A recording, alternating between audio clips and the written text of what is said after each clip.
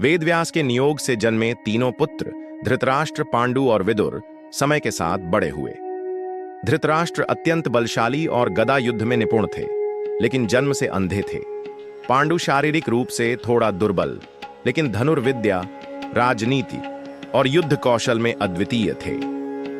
विदुर नीति, धर्म और न्याय के प्रकांड ज्ञाता थे। तीनों को भीष्म ने श्रेष्ठ गुरुओं से शिक्षा दिलवाई, जिससे वे शास्त्र, युद्ध नीति और राज्य संचालन में दक्ष बने। धृतराष्ट्र के विवाह हेतु योग्य कन्या की खोज की जाने लगी। गंधार देश के राजा सुबल की पुत्री गंधारी का चयन हुआ। गंधारी अत्यंत सुंदर, तेजस्वी और धर्मपरायण कन्या थीं। जब उन्हें ध्यात हुआ कि उनके होने वाले पति धृतराष्ट्र जन्म से अंधे हैं, तब उन्होंने एक असाधारण संकल्प लिया।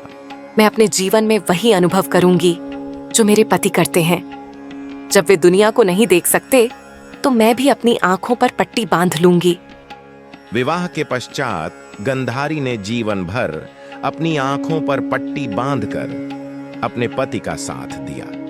यह त्याग और निष्ठा उस समय पूरे आर्यावर्त में गूंज उठा। पांडु के विवाह के लिए भीष्म ने दो महान कुलों में संबंध जोड़े। कुंती, महाराज शूरसेन की पुत्री, जिन्हें बचपन में ही उनके चचेरे भाई राजा कुंती भोज ने गोद लिया था। कुंती बचपन से ही धार्मिक, बुद्धिमान और अतिथि सत्कार में निपुण थीं। उन्हें एक विशेष वरदान प्राप्त था, किसी भी देवता को आह्वान करके उनसे संतान प्राप्त करने का। माद्री, मद्र देश की सुंदर और विनम्र राजकुमारी, युद्ध और राजनीति में दक्ष, स्वभाव में कोमल और अत्यंत आकर्षक। भीष्म ने विधिपूर्वक दोनों के साथ पांडु का विवाह करवाया। अब प्रश्न उठा कि हस्तिनापुर का राजा कौन बनेगा। धृतराष्ट्र ज्येष्ठ थे, लेकिन अंधत्व के कारण राज्य संचालन कठिन था।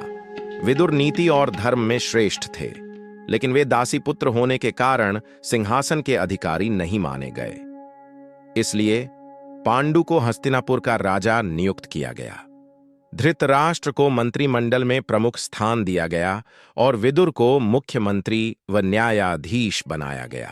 पांडु ने राजा बनते ही राज्य की सीमाओं को सुरक्षित किया और अनेक राज्यों पर विजय प्राप्त की।